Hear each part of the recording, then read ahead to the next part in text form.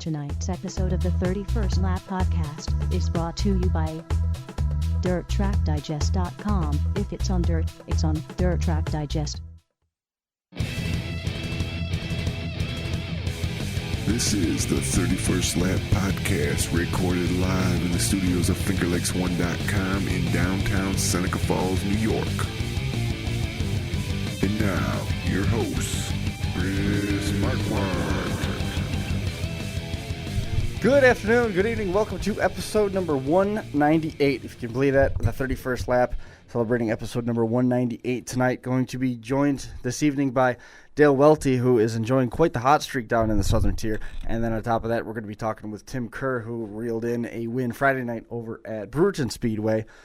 Before we get going, here I want to send some well wishes out to one of our fans. I understand that Todd Height ended up blowing out his surgically repaired ankle basically when he had an accident at home. Doctors took a good look at it. They put him in a solid cast now. It's made out of fiberglass, so he's actually getting around a little bit better now that the cast is lighter.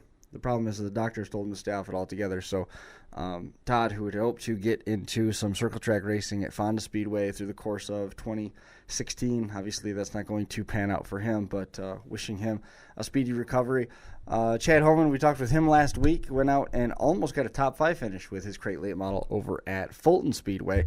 Not too bad of a run for him. He was knocking on the door. He was up as high, I believe, as 4th before he fell a little bit off the pace. It was Kevin Cook who came home with the win over there in that feature event at over at Fulton Speedway. Trying to pull that stuff up. The computer jumped on me as we were talking about it. He was in the top 5 there. And Kevin Cook picked up the win over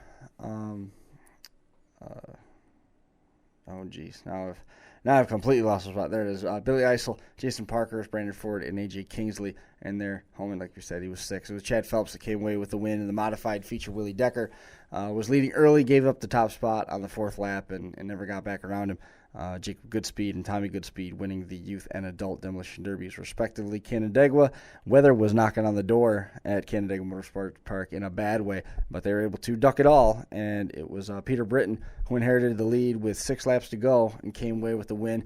Matt Shepard was leading. He had a flat right tire on lap 29 under caution while he was leading, so that unfortunate break for Matt Shepard. Paul Gorderi winning his 39th career Canandaigua feature, not too shabby there in the Sportsman division, and it was his first of 2016. Mike Welch, he led the field of the checkers in the combined street stock pro stock feature. Mark Manutolo was next. He was scored as the top pure stock. Darkness and visibility was an issue with the generator failing through the course of the night. The 305 sprint feature was held off. Moving on here, looking at Saturday's program, Dave Danzer won the Jim Champagne Memorial with Jeff Abold and Tim Devendorf in tow. Marcus Stigley won the Tony White Memorial for small block supers. Friday at Outlaw Speedway, Ron Cartwright picked up the win there. Corey Costa was leading early before he gave up that top spot to Joe Dean on lap 16, and that opened up an opportunity for Cartwright to get back around him. The field was re-racked at one final time, but it didn't matter. Cartwright ended up chasing everything. Unfortunately, Tyler Seary encountered some engine problems. He pulled off the track, which eliminated Cartwright's chance at getting that $250 bounty that the officials over at Outlaw Speedway had put on him. Brewerton Speedway, Tim Kerr, he used an outside pass just before the halfway point to pass Vince Vitale and then held off Pat Ward for the win. Spencer Speedway rained out. There was actually flooding on the track. The rain was so heavy that they couldn't even see Route 104 from the Speedway. The Race Champions Modifieds are in town there along with the New York Superstocks this Friday. Race time is 7:30. Utica-Rome Speedway rained out for the 5th time in 5 weeks over there, and a tough break for them. The entire month of May was affected by rain front to back. Rounding out some of our result stuff as we just race through it quickly, giving Mr. Dale Welty a chance to get himself settled at home so that we can catch up with him here in just a minute or two. Dale Welty, it was his second Sportsman feature 2016 over at Outlaw Speedway. Chris Fisher and A.J. Lloyd followed him across the line. Some other results from Outlaw: Jason Knowles winning the 10-car, 20-lap crate late model feature. John Waters was behind him with Adam DePay taking home third. Rich Krolnowski won his first IMCA feature over Brad Smith. Dylan Cece won the street stocks. Chuck Winslow and Jared Hill chasing him down. Ray Heyer won the regularly scheduled 4-cylinder feature over Chad Harrison, Corky Grant, Cody Baker, winning his second 4-cylinder in a makeup event held over from May 20th. Zach T, Dan Smart, and the top podium finishes there, and Steve Perkins won the youth feature. So, racing through that stuff quickly as we get ready to chat a little bit with Dale Welty. Dale, how are you doing tonight? Hey, really good. That's good. So you were saying you had a little bit of work to do on the car this evening? Yeah, we have to do a little grinding on the wheels, or tires, I should say, a little tire prep. We raced Skyline Monday night in the Star Series, and that was early afternoon race. We were all done by the time it got dark, so daytime race basically. So the track was pretty dry, and it was a little rough on the tires. Do a little bit of sand in there to get the texture back where we like it. So you're the Star Series point leader at this point, right? Yeah, we had a real good run in that. In 5 Mile Point, I was second, and at the combined race, it was an Outlaw, I was third, and then I won the one at Skyline Monday. So yeah, that's going really well, and I'm second in the tied for second in the Grit Series, and then leading the Outlaw, of course. Not too bad. 2 wins and 3 starts at Outlaw Speedway, and you haven't finished outside the podium on the Star Series, and obviously the Grit results doing pretty well for you as well, holding into the top 2 spots in a tie right now for second in that point standings.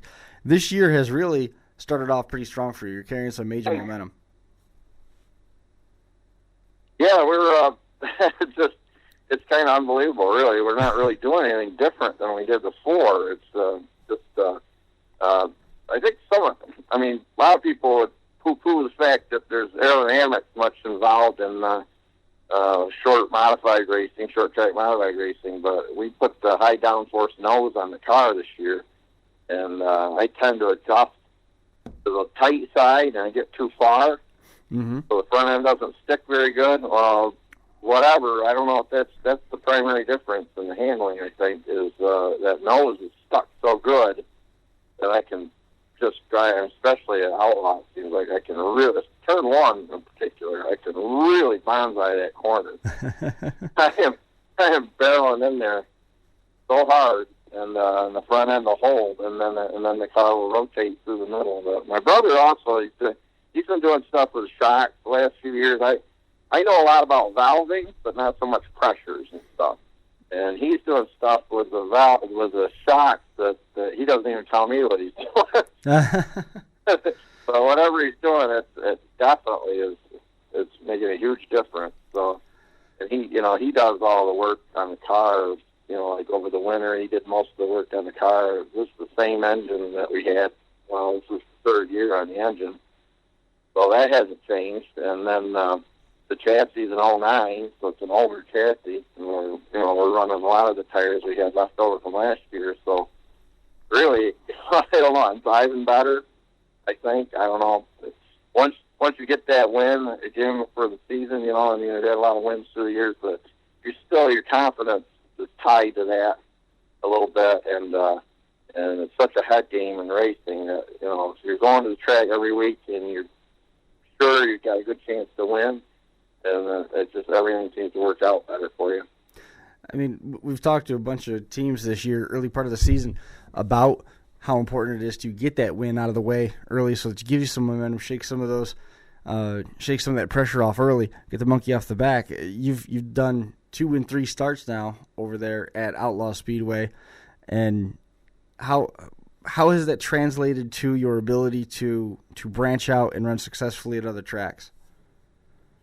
Yeah, it's funny because like Monday up to Skyline, I've had a couple wins up Skyline the last couple of years in the crate class against just the regular competition, and going into that race with guys like Dave Marchelli in there, and that type of competition, I didn't draw well. I started 8th. I really had my doubts that I'd be able to move through that pack that well, but it just worked out that way. But I've started seasons before where, I started really strongly and then things go to heck, Right. So, we're low budget, but basically we're leaving the car alone, kind of. I mean, we tighten things, but we try not to change anything on it at all. We don't really scale the car every week. Some people don't even believe that. But when I ran my super stock and the one, 69 features the Black Rock, that car had never ever been on a scale. Jeez. So, I mean, we just adjust it by feel, if I'm a little tight, we make our adjustments to loosen it. If I'm loose, we go the other way, and then if all else fails, we raise it up. So I like a lot of side bites. So if we start struggling, usually we raise the car up by an inch, and that solves it for me most of the time. You've got my head spinning right now. You're talking about your third year on the motor, the chassis in 09, using tires that are left over with races on them. So basically you're looking at whatever tires are out there and taking the best 4 options and putting them on the car. And you're winning races and sitting in the top 2 in both of the point series that you've been entered in so far this year. Yeah, I can't explain it. I'm pretty sure if I win this week that the engine's going down with the dyno, I think. Right. They were talking about it last week because it was... but the thing was, we're a small team. We only have the one engine. So, we were going to race. We raced Friday, Saturday, Sunday, and Monday this last weekend. So they said, well, we don't have to take it right now. So anyway, I'm pretty sure if I win, they're going to take it. So that's sort of in our budget. We kind of want to get a sponsor because we kind of need a backup engine because they're going to take it. But he said if they take it, we don't have to race anywhere Saturday or Sunday, I don't think. So we're not really doing points anywhere except the traveling series and I guess Outlaw. So, I mean, if they take it, it's no big deal. I was telling my brother, I said, I wonder if we can pay a little extra money and actually tune it when they take it. Because I think they're going to be surprised when they find out the power it's got because we considered it a dog. The previous engine we had to this was a lot stronger than this one. I'm still... That one blew up. I still can't believe you don't hear about those crate motors failing. So what happened to that one? That one, I think. Well, the piston failed in it. Okay. We think that we apparently ran a little too much advanced timing on it. Sure. Yeah, I don't know. It just seemed odd. It ran one whole season, and it was strong right out of the box. It was a fast engine, and then we ran the opener at Woodhall that year, and it blew up the first week. So we used to not run we don't have to run the chips. Mm-hmm. We used to run, I think we ran the 6300 chip, and the old dirt roller was 6100 chip. Right. Yep. And so we were running a couple extra 100 RPM too. So with this engine, ever since we got this one, we left the 61 chip in, and it seems like we've learned through the last few years that even though it doesn't feel well, if you take gear away so the RPM is lower, you're actually a faster. I mean, when you're used to, like I'm used to driving full modified, the power of a crate isn't much to start with, and then you're taking the gear away, it's even less bottom end, and but they have torque, but you have to drive them like half bogged out is what it amounts to. Right. Your engine feels terrible when you're used to like 650, 700 horsepower engine, and then you're on a 350 horsepower engine that's kind of bogged, but that seems to be faster. Just got to stay smooth, pick your spots and try to keep your momentum. So I've always been a pretty good dodger. That's worked out well for me this year too so far. Plus, Outlaw might be a little misrepresentative of how strong we are in the fact that because it's been a redraw situation. Right. I've been able to get in the redraw, and I think the worst I started was fifth. Mm-hmm. So, now that the handicap kicks in, and I'm going to be starting, I assume, like 12th or 15th or whatever, however many they're going to handicap, it's going to make it a lot tougher. But, it seems fast enough that I should be able to get through there. But, a lot happens when you start 15th in a race. That's for sure. Like 25 laps, a lot happens that holds you up. You were talking about that shock package, and you were talking about having to be smooth. How important is the suspension component with those shocks in keeping the car hooked up to the track so that you get good bite, but also so that you can roll the corner and rotate through the way that you were talking about? It keeps the momentum up. So that's always been my problem. Is I tend to adjust to too tight, and I lose time trying to get the car to turn coming in the corner. I tend to drive in really hard anyway, but that's why I set it tight, and then I just drive it in so hard that it comes around. But sometimes you can do that, and sometimes 3 out of 4 laps you hit it, and then the other lap you don't, and then you're fighting to get back positions you lose. Right. So I don't know exactly what he's doing on the shocks for that, but I know it just it turns and it kind of, when I pick the throttle up, it just kind of kicks around in the middle of the corner, like it rotates around, but it doesn't start spinning really. It's kind of free. It's hard to describe really, but it seems to be a fast way to go. And so far, and I mean, we haven't done without it, even though we've been finishing. I think we finished every race in the top 5 except the one at Thunder Mountain, where I got turned around. I was going for 3rd, and the guys tangled in front of me, and I couldn't miss them. I had to check out, and I got turned around with only 9 laps to go. I went back to 20th, and I got 7 out of that. But we did end up with a front axle in that a little bit, and then Monday night's race up the Skyline. If anybody searches YouTube and finds the video, it's pretty interesting. The daytime track, it pushed the cushion all the way up to within about 1.5 feet of the wall. And I've never run that wide at Skyline. And I was running right out against the wall, and we got done running. The right rear wheel was full of paint chips from the wall. At one point on the back stretch, I had to make a move under the lap car, and then I was low, and I come out, and I wanted to get back to the high side, and I kind of whipped the car over to the high side, and on the back stretch, there's like loose dirt piles along the wall where the cushion's pushed up against the wall. Sure. I ran right up that like a ramp, and I ran right up on the back stretch wall with the outside tires. Oh man! Down on the track, just smooth. It was like doing a little roller coaster ride. Yikes! that one I was really going for it. I mean, it was a fun race. And I actually whacked the wall pretty good one time. That sounds like too much side bite if you're climbing the wall. Yeah. It was fun, but it was, it gets your adrenaline going. I mean, I was really excited when I won that one, just because I was so pumped from the adrenaline of going in the corner right tight up, within 1 foot of the wall, and the back bumper scraping, and the right rear tire scraping, and all the way around the track. So it was definitely different. You talked about being a good dodger. I mean, it's got to have some of the lessons that you learned from the Pro Stock division at Black Rock, and it's got to have a little bit of effect on that being a good dodger story that you told a minute ago. From there, you went from the Pro Stocks, you got into modifieds for a while, and now I actually started in big block modifieds when I was like 15 and a half years old. Right. 15 years old. My brother was a big block modified driver, and we had all the parts and the stuff. We bought all Pete Cortez. I actually started with a 37 Chevy Coupe, Canandaigua Weed Sport rolling wheels.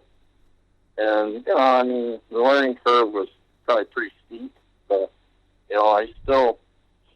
I still come back to a lot of the stuff I learned, trail braking, things like that, and having a big block back in those days, the tires didn't hook up like they do now. You had to really guard that thing. When you come off the corner, you get to push on the gas like you're pushing down on an egg, trying not to break it. You just be real easy on it so you don't break the tires loose. And then the same deal running the Super Stock at Dundee, Black Rock, and all the previous names. That car, was a 10-inch tire, and a lot of the times it was a retread on a cup car casing, on a Wesley Cup casing. It was not a very good tire for hooking up, so you really had to learn your throttle modulation. So that's So that comes back a lot. Wouldn't think in a crate, as little towers, but you can't just ram around the floor. In the heat you can sometimes, but once the track starts to dry out, you gotta actually drive the car by the seat of the pants and, modulate your throttle up and down a little bit. Just try to keep that very slight flip angle on the tires. So they're just flipping just a smidge. And also you're getting pretty much the maximum traction. Jeez. You're giving out tips like crazy. It's gonna be hard for you to win again now at Outlaw, telling everybody how to do this. I don't know. I did that for years. I kept telling everybody how to do it, and nobody would ever believe me. Because my old Superstar had the weirdest setup. Like I say, it was never on the scale, but I know it was probably way more left heavy than any dirt car ever built. Right. The really oddball springs in it, crazy springs, crazy shots, the way I had them, and everything else. I tell people how to do it, but some of it comes back to your feel too. What I like in a car, somebody else might not be able to drive it hardly. And I might get somebody else's car and have the same situation. It comes back to your driver feel, what you're comfortable with. Like some guys, like Ryan Cartwright, he can just buzz those tires and, just scream the engine, buzz the tires around there and make really good time. I've done that with a modified. I make really good time for about a lap and a half, and then I'm dropping back. Right. But he can make that work. It's something about, the way he drives and the feel he has. So for every one of us, I guess. How is it that you came to get in the Sportsman class? I mean, I know you've changed classes and periodically taken a little bit of time off, and we've seen you come back in different iterations of vehicle down there at Black Rock or Dundee or Yates County or now Outlaw. How is it that you found yourself in the Sportsman, and are you glad that you made that change? Yeah, well, I'm still driving modified. It's just we've had lots of trouble with the modified this year. I still drive that for Larry Kennison, the 9X. It's the full modified where we've had just engine trouble like crazy. I think we've made it to 4 or 5 races, and we've had the engine out to be 9 times now. Jeez. So we've had issues, but yeah, I just started. When I first started racing, I ran the big block, and then I had my little children, and life was too much, and it was too expensive, so I kind of gave it up for a while, and then I won that super stock chassis as a raffle. I won the car, and then I had to put a little bit of money in it to correct it and to get it up to speed. And then I just ran that car forever. I ran it from 89 to 2002. Right. Same car, and won a lot of races with it. And then I started driving for Larry Kennison, Chuck Kennison, the old gun maker, and we were teammates, just 2-car team. And I was running that right along. It was a 358 modified. And we won the track championship down the red line and Dunhill, and doing that. And then it come about that Dundee quit having 358 modified. Right. I remember that was the beginning of a lot of change over there. Yeah, so I got a chance to drive for Steve Kent, his late model, in 2009. He won the track championship with that car and won 3 features. So that was very similar to my Superstar. It wasn't quite up to snuff as far as the other late models with newer suspensions, but it worked well there. And at that track, I can make up for a lot. I've had so many laps there, I can really adjust the car, my driving to the car, and still get around that place pretty good, even if the setup's off. Right. And then what happened was they still didn't have. I broke up with him as far as that, and they still didn't have any modifieds, and we wanted to race more.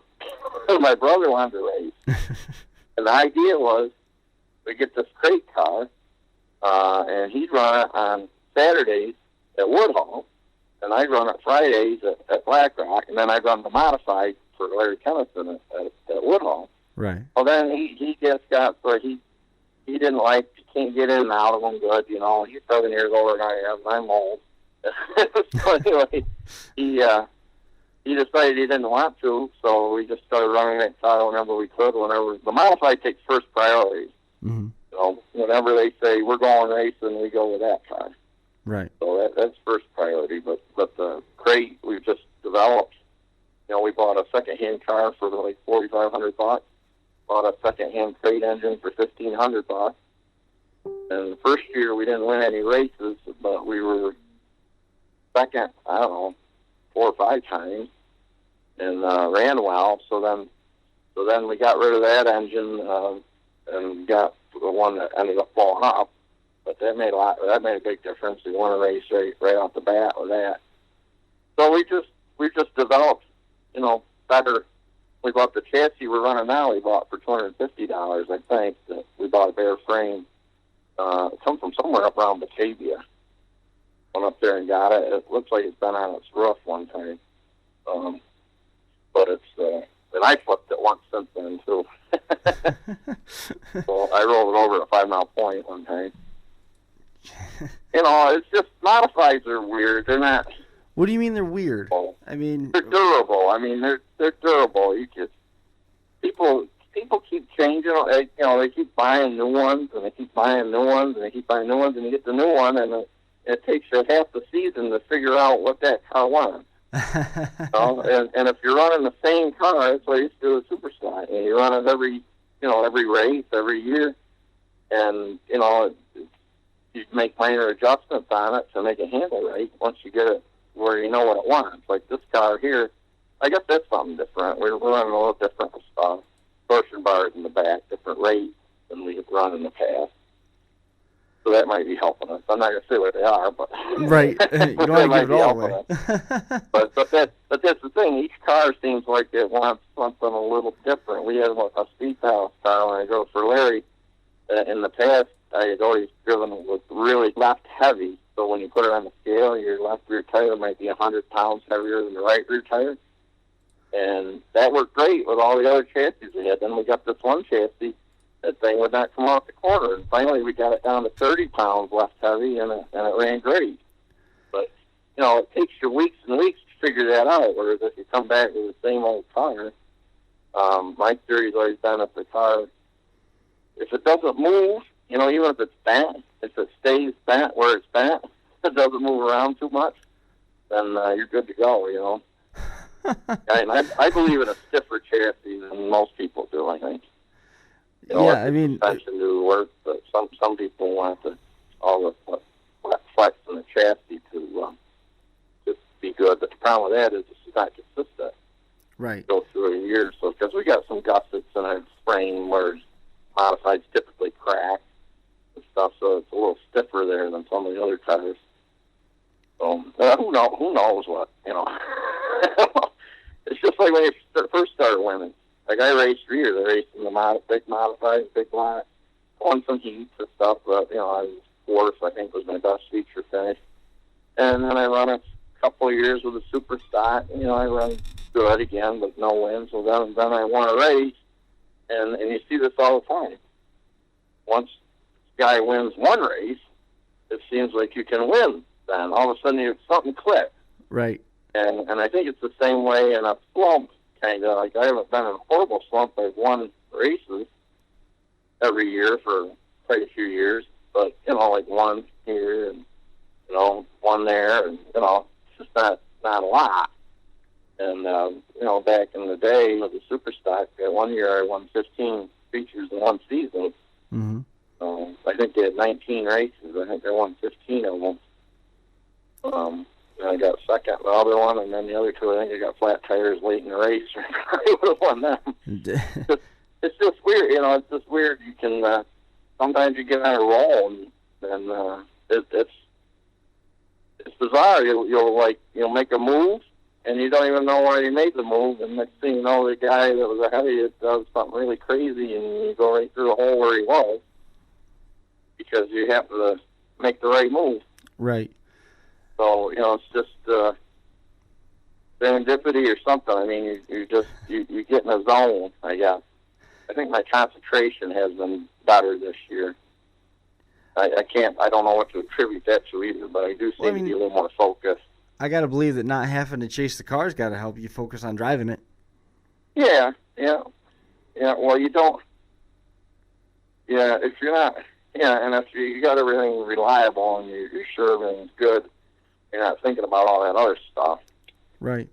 You can be more zoned in on the driving. Like I'll drive. It's weird when you drive a feature. I mean, if that feature went green to checkers with no cautions, I think the lap times we turn, it would only be like 6 minutes, I think. Something like that. And in that 6 minutes, you live a lifetime.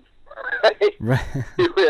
You have so many things, like you go back and think about everything that happened, and it's just like, that couldn't have been only 6 minutes. Right. It had to be an hour and a half. There's a lot to contend with. That, sometimes you're so zoned in that you can try to think back, and you don't remember laps at all. You were so focused on what you were doing that that's just like a blank. You're just zoned in. You're running. You don't remember passing different cars. But sometimes you might be taking them 2 or 3 at a time, and you just, and then the caution comes out, and you're like, wow, I'm third. How did that happen? It's just, you're just trying to run your line. And in the modified class, I think more, if you watch them closely, like at Outlaw, it's very hard. It's very difficult. You don't see even the very best drivers, even like at Danny Johnson. If you watch them the whole race, you'll see them mess up, 7, 8 times in a race where something went wrong. They lost the front end or something happened where it didn't make a perfect lap. And you just realize that if you can just make 35 perfect laps with a modified, you're probably going to win the race. Right. So it's just that difficult to keep those cars pointed the way they're supposed to be going. There's a lot of power there that's trying to hook up to a slick track in theory. That's for sure. We got Tim Kerr, who's going to be joining us here in just a few minutes. Dale, you're going to be running Friday, but you got the rest of the weekend off? Well, I'm not really sure. See, I don't keep as good a track of it. But they just tell you where to show up and when, and you're there. We are definitely racing Friday at Outlaw. I'm right. Looking at the calendar here. See what I wrote down. We're racing Friday at Outlaw. We're supposed to be running Thunder Mountain with the modified Saturday, but I'm not sure the engine's going to be done. I see. Then there's nothing for Sunday, so the next race is Tuesday is Outlaw, which is it says it's a grit series race, what I've written in here, but it's also the Dale, right? It's a super series. Right. So I don't know. Normally on Friday I'm not doing double duty, so when the car's ready, but so far it's only had, like this last week, we only made 2 laps because we had a severe oil leak in the modified. Yeah, it's a lot of risk right there, messing with that oil leak, and in case it hurts something internally, then you're spending some major money. Yeah, and then we went to Thunder Mountain with that car on Sunday for Lightning on the Mountain, and it was running pretty good, but as an oil leak redeveloped. Oh, wow. After we had it all out and thought it was all corrected, and then it also had a little bit of a, not really misfire, but it has something weird going on where it kind of loses power a little bit, and then it comes back. So that's I think it's in the carburetor, but that's something we got to work on. But yeah, so definitely Friday. I mean, everybody come out Friday Outlaw. I mean, they got to come out. It's so spectacular. There's been so many improvements made. Car counts are fabulous. The food's better. The food line is better. There's just so much improvement. They've had some glitches, a little running late and a little dusty once, and some of it's been a little choppy on the track, but you got to give Tyler Seary credit, and you got to give him a little bit of time to make corrections. Sure. You don't come out of the box perfect. So he's doing a good job, I think. Well, it certainly looks like you're making the best of it, putting the car in victory lane twice in 3 starts. Hopefully you can make it 3 out of 4 coming up tomorrow. Yeah, we're going to try like heck. I mean, we're happy if we, basically if we're in the top 5 and not a huge lot of damage, we're pretty happy. So we're ecstatic if we win, but we're low budget. We don't have any sponsors. It's totally unsponsored at this point. Trying to get somebody to buy, a few sets of tires or something, and it just doesn't seem to be in the cards for us or something. I don't know. People want to. Usually you got to.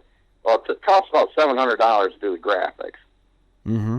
So I'm usually asking for like $1,500.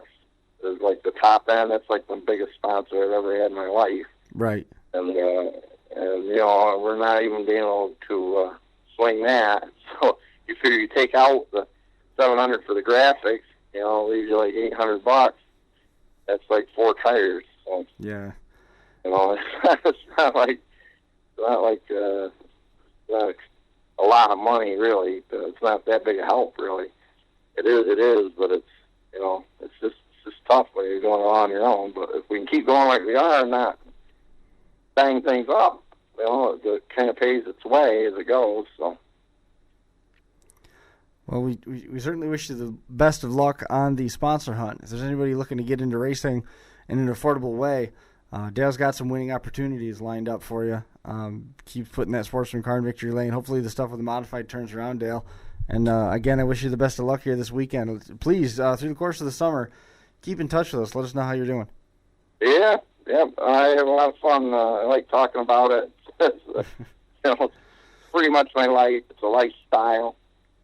People don't understand sometimes. I think that it's not just something you do. It's something that's inside you. It's in your blood, and it's not what you do. It's who you are. Right. That's it's a lifestyle. No question about that. Yep. Okay. Well, Dale, man, I appreciate you taking time out tonight. I know you got some work to do on the car. We'll let you get back to that, but don't put that thing anything near scale and keep winning races. Yep.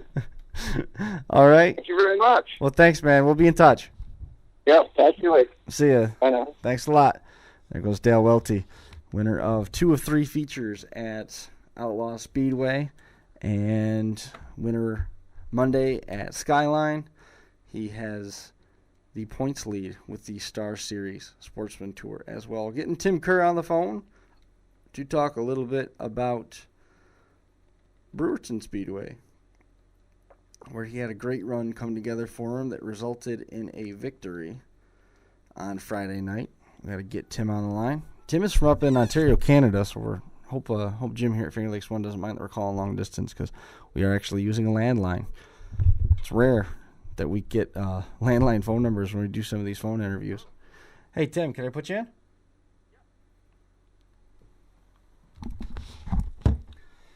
And literally, when I say put Tim in, I mean stick him in a headset so that he can hear me and prop the back of the phone against a microphone so that everybody at home can hear him. Tim, man, congratulations on that win Friday at Brewerton. That had to make you feel pretty good. Yeah, for sure. Thank you. It got a load off the chest early, that's for sure.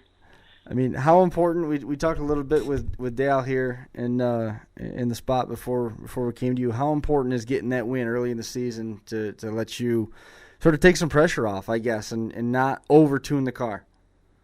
I mean, for me, it was really important. After last year picking up the first win at Brewerton and then Charlotte, I feel like I put some extra pressure on myself to kind of get that one out of the way.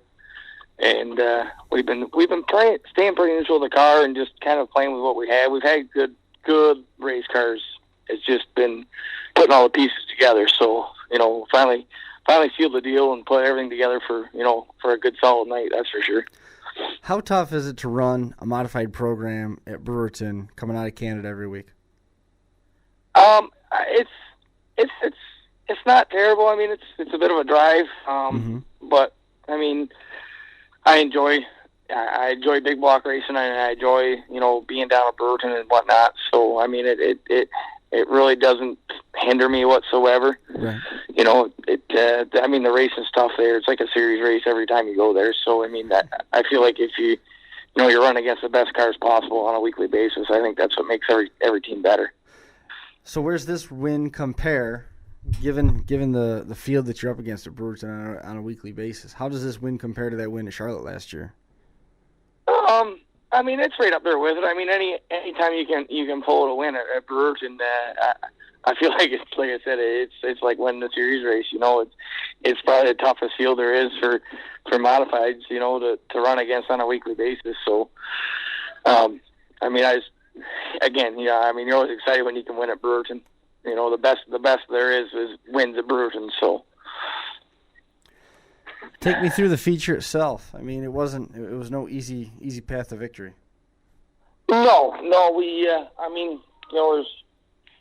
Pat come on late. Vinny was strong early, and then Pat come on late, and Pat's a veteran. He knows what he's doing. He was going to pressure me to make mistakes. So, I just had to concentrate on not making mistakes.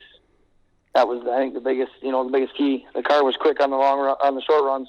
We faded, in the long run. So that was, the cost of it. I think we're helping us a little bit. So how do you tune that? How do you tune that out of a car? What do you have to do in order to get your car set up so that you're going to see at least one yellow flag generally in these 35 lap features? How do you plan that out? Do you kind of try and get the car to come in at a certain point knowing that it's going to peak, and then you might hit a caution flag, and then you'll be able to build back up to that peak? I think so. We've been tweaking on what we had at the end of last year at Brewerton, and it's definitely getting better. We need to come up with a little better solution so it's better late in the race. Mm-hmm. And we worked on it this week, and I feel like it's almost generating. And again, it was really warm last weekend, but my feeling in the car was we were generating too much heat in the rear tires. So I think we've tried something to correct that this week, and we got a long road to get up to the front again this week, but hopefully we can make the run up there to see if it works. You guys are into handicapping already over there, correct? Yeah.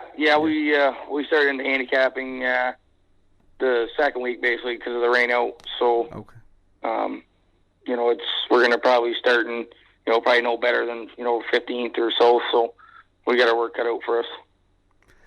In terms of the way that feature played out, do you want to be ahead going into the last lap with Pat Ward behind you, or do you want to be behind Pat Ward trying to set up the pass? Last week I enjoyed being in front of Pat Ward. That'd be a tough one. Depending on the racetrack, it was fairly. It was faster kind of around on the top side there.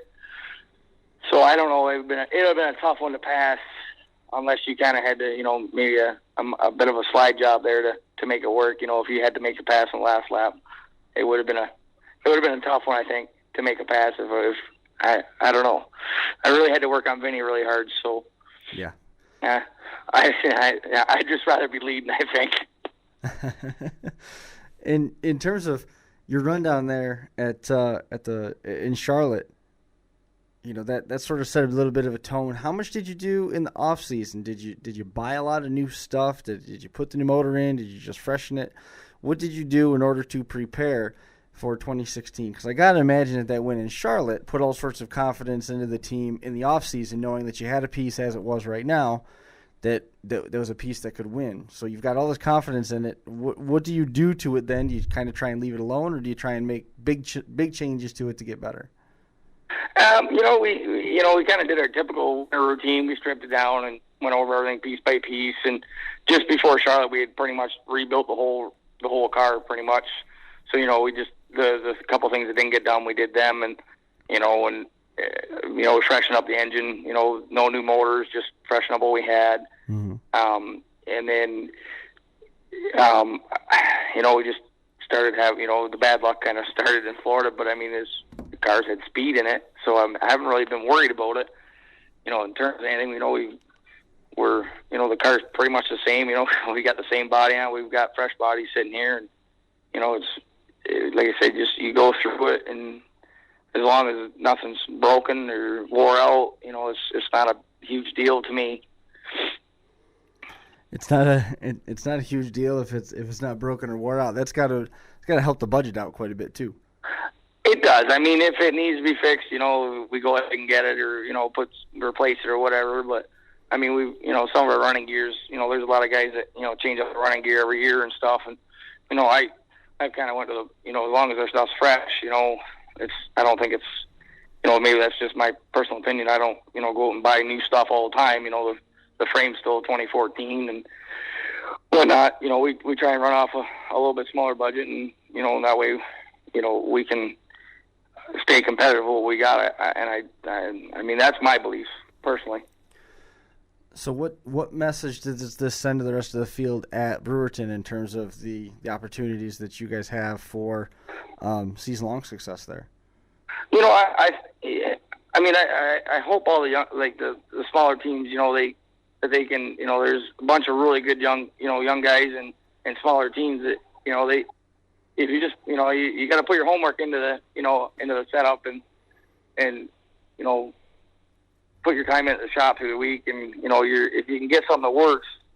We worked on the setup from day one last year, and we're making small changes to it here and there, and taking the same one every week and just trying different things, but small stuff to see what the car is going to do, and then kind of collaborating them all together when you really need it. And the biggest thing is taking notes and writing everything down, and so that you can pull everything up and see where you're at. That's one thing years ago I never did, just make changes and carry on. But the last couple of years, our shop programs kind of turned around more than anything. What do you mean the shop programs turned around? You just putting more time in during the week? I just, we still put about the same amount of time. It's just, the way we go about things, we kind of, we set a schedule. We do this day, we do this that day, and we went to, instead of being handwritten notes, I've gone to computer generated where, everything's on there. What shocks, the exact everything's exact, and on the computer I can pull it up anytime, anywhere, and I have everything with me at all times. So, and we've gotten our shock program together with Billy Dunn, and it's just been, everything's kind of come together since we've gotten everything into one, uniform package, as I would call it. We had a talk in the last segment about shocks and how important the shocks package was in terms of getting the crate engine cars to hook up. And then from there we got into a little bit of a conversation with the big blocks and how they've got so much more power. It's so much easier to break the back end loose. What type of focus do you guys put in the off season and then on a week to week basis into your shock package, and do you feel that that's accurate in terms of that degree of importance? I think so. 10, 15 years ago, shocks weren't the big thing with these cars. Now your big teams, they have shock dynos. They have, they're starting to get into getting pull down rigs and whatnot. So, with some of the smaller teams, they'll able to kind of outsource to, with Billy at number one speed shock service, and Randy and I was on the phone last night with Randy from Bicknell, and we were talking shocks again, about, try a little different valving here and there just to try to get the car better here, or try to get the car better there. There's shocks are, between shocks and tires, they're huge make and break. They've come along so far. The cars can only go so much farther with these cars. There's only so much more we can do with them. So shocks have been. That's where the shocks have come in, and tire prep has come in. But is that true? I mean, haven't we always sort of thought that this was the most technologically advanced that the modified's going to get at each different interval? I mean, you look at some of the changes in the early 80s and then some of the changes in the late 80s. Again, we saw some more transitions in the 90s, and then things have held pretty consistent from some of the advances that we saw through the 2000s. Is there not another step to take? There might be. It's going to be a little while. This car that we have now, I had a 2009 that was completely identical other than the rack in the back. Other than that, I mean, they really haven't changed a whole lot. Right. Hopefully there's something they can, they're going to find something eventually. They're going to, whether it's a tweak in the front of the car or whatever, they're going to find something. I know there's guys that are building their own stuff right now and trying some different stuff, and if that starts working, then you're going to see, all the manufacturers kind of go that way. Mm-hmm. In terms of the regular season here, we've seen you at Brewerton, we've seen you at Fulton. What else do you have planned for the course of the busy season now that all the weekly tracks are up to speed and we're racing pretty much every weekend? We're going to stay on track with our weekend program as far as Brewerton, Fulton. We're going to we've kind of laid out the whole schedule for the Super Series, and we're just we're kind of waiting to see where we are at that point in time and how the program is on our weekend stuff before we get on the road, because of course the traveling is traveling to different tracks now. That's a whole different deal on its own. You really got to be prepared. So if we're not where we want to be, I think on our weekend program at that point in time, we'll probably elect to stay home and just concentrate on the weekend program until everything gets going good again. And so I think most of the series stuff will be played by ear, unless it's close home to me, for like Cornwall, Central New York stuff, that some tracks I've run before and got some decent notes for. Rolling Wheels, Weedsport, Cornwall, stuff like that. Yeah. And now I've been in talks with somebody that they're actually talking about doing a Canadian big block series, which will be the 7 Canadian races that we do here, and doing a Canadian drivers fund. Wow. For the 7 races. So as long as that's all, last time I spoke with them, it sounds like it's a go. So if that's a go, we're definitely going to hit those 7 races. It sounds like a $1,500 or $1,000 points fund to win, plus a brand new Kirky seat, and then a bunch of draws and whatnot, and paying out the top 5 or whatever, a little bit of money. So they're trying to get the interest into the Canadians to do some more big block racing. So I'm definitely going to support that for sure. Whether we're running bad or not, I'm going to make sure I support that. That's for With the Canadian racing, the small block and the pro stock and the 360 sprint car are so popular up there. Why go the route of the modified? Is it just so that you can compete at Brewerton? Do you like the track that much? Why modified versus something else? We started at Brighton Speedway, and we had a Canadian modified, which is basically an IMCA that had big tires and small motor kind of deal. Right. And there was it was Apple Fest weekend where they do a big 358 race and a big 360 sprint race. And my dad said to me, he says, "All right, we're ready to move on." He said, "What do you want?" And he pointed out, you want a sprint car? Do you want a 358? Or he said, "Do you want a late model?" Well, at that time there was no late model stuff close, and there still really is. There's some great racing for me. Right. And I watched the modifieds and I watched the sprint cars many times, and modified racing to me is one of the truly most impressive. They're racy cars, no matter what kind of racetrack there is. Sprint cars can, to me, they kind of sometimes they're single file compared to a modified. Right. So I've never drove one. I think I'd love to drive one. And you know what I mean. It's just watching them that night.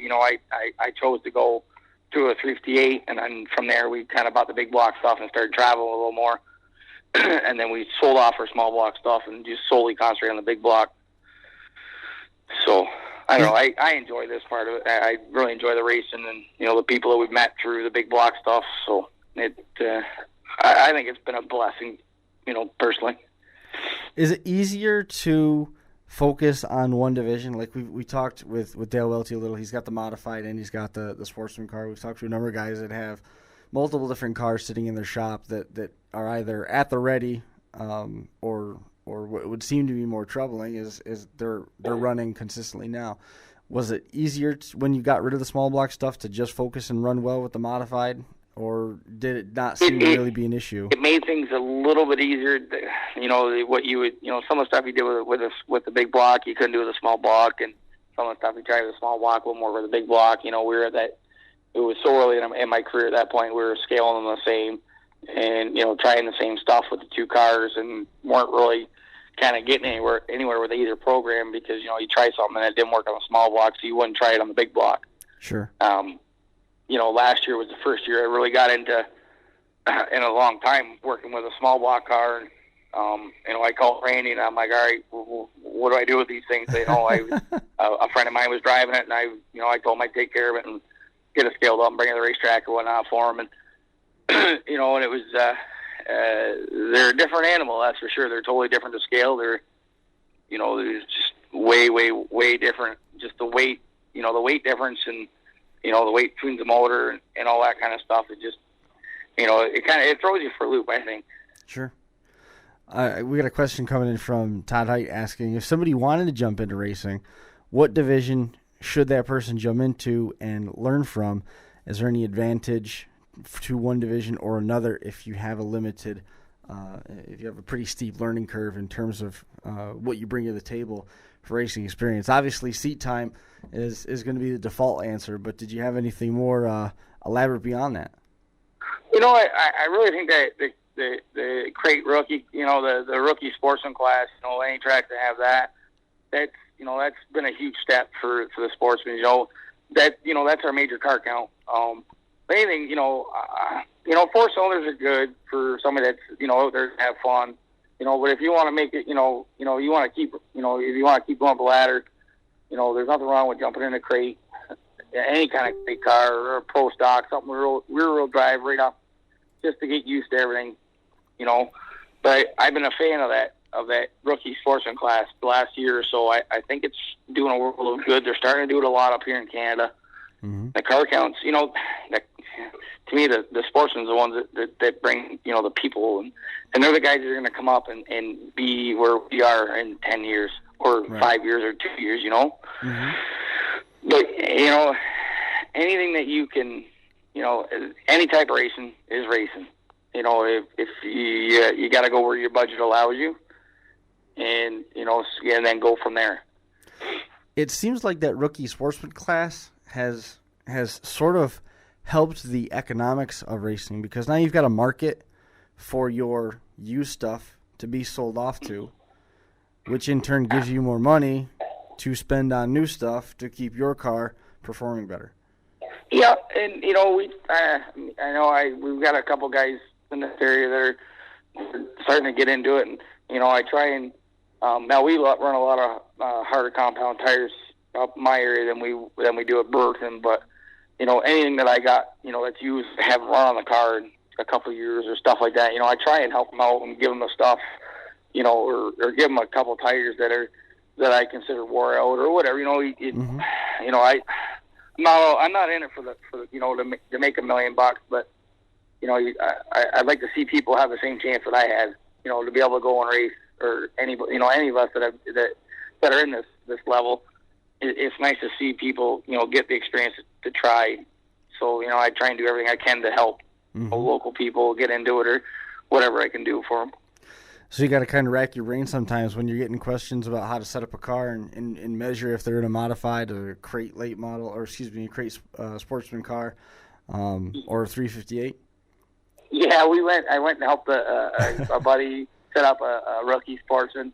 He was in the Billy Gunn driving school. Okay. And I said to him, all right, this might sound stupid to you. I said, but ask Billy for a setup. He's like, oh, he already sent me one. So, I went over there and I looked at the setup in it, and I was like, oh, okay, well, that's, different, different from what, but, Billy knows the sportsmen. He's worked with them enough, and it was kind of neat. I was over there, and, they didn't have, they're still learning, so, I was trying to explain to them when you're doing stuff. So, I spent a couple hours with them going through the car and on scales, and that's, I think the coolest part is, it's taken me 10, 15 years to learn to where I'm at now, but I like to be able to give the people the experience that I've had so far and give them try and give everybody, the best tips I can, and with my knowledge now. How much fun is driving a big block at Cornwall? Seems like it's got to be a ball. It was a blast. I haven't been there in a couple of years. We've had a couple bad streaks of luck the night before or something, because we're already racing on a Saturday. Now this year we're kind of lucky we got a Saturday off the night before the Cornwall race, so we'll definitely be there this year. And last time I was there, it was a blast. That place is stupid fast. It's just it's so much fun to race on, and you get up top, you can get down low. It's just anytime I've been there, it's been an amazing racetrack. It's a great facility. So, I've only been up there a couple times, but every time I've been there, the trip to Cornwall is one to remember. It's a great place to take at a race. Yeah, and they changed. I think they changed the grandstands out this year, so all new grandstands and all that. And I think they've put a lot into the facility this year. I've been trying to watch the updates that they put up, and I'm looking forward to the Cornwall race. That's for sure. Is that one of your favorite tracks? We've talked about Brewerton, we've talked about Charlotte, we've talked about Cornwall. Which one's the place that you really love to go run at? Honestly, my favorite is Volusia. Yeah. If we could get a track like that this way, it's fast, it's wide, it's racy. I like the short track stuff, like the bull rings. If I was having a race, on at home more, I'd definitely be at Cornwall a lot more. That's for sure. I used to really struggle with Brewerton, and it used to get on my nerves. So it was never one of my favorite tracks up until about the last year or so. Love-hate relationship with it. Yeah, that's for sure. What time you got to roll out in the morning? Is the car all ready for the weekend? We're just giving her the last scrub up right now, and we're gonna roll it in and hit it up on scales, and we usually both of us head home from work about noon, and we roll out of here 1:00 tomorrow afternoon. How's work feel about you taking off at noon on the Fridays all summer long? I'm pretty lucky that my dad owns the business. Yeah. The car owner. It's a little bit easier. The wintertime makes up for it. He don't say too much. He owns the car, so I've asked him, a couple times now, like, if you want me to just go and run Saturdays, and I can work all day Friday. He just gives you that shrug his shoulder look and walks away. So, we continue on with our Friday deal. And don't upset the boss, and more importantly, don't upset the car owner. That's right. That's right. Makes things real simple when it's the same guy. It does. Well, Tim, man, I wish you the best of luck here this week. Congratulations again on the win. Way to get that out of the way early in the season, and hopefully that translates to more of them here as we work through the season at Brewerton, and maybe some of that luck will roll over at Fulton. Awesome. Thank you. Is there anybody that you wanted to mention on the car that helps get you out to the track every week? Yeah, I got Jesse Brandt Miracle every night of the week with me here. He's my main guy.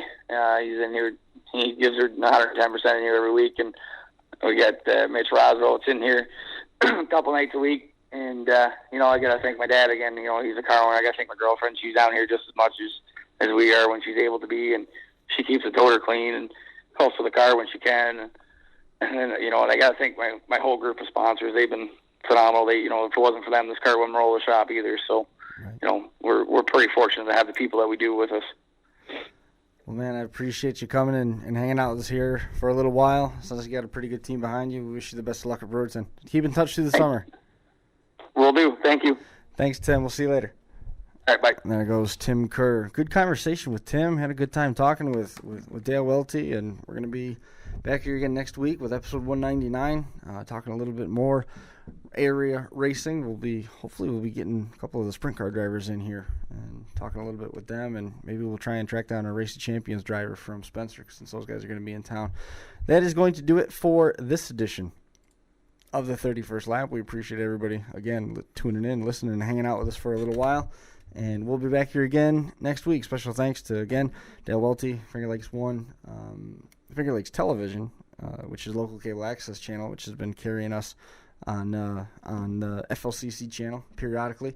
And, of course, Tim Kerr and everybody that's out there tuning into the 31st Lap. That's going to do it for this week. We'll see you right back here again next Thursday.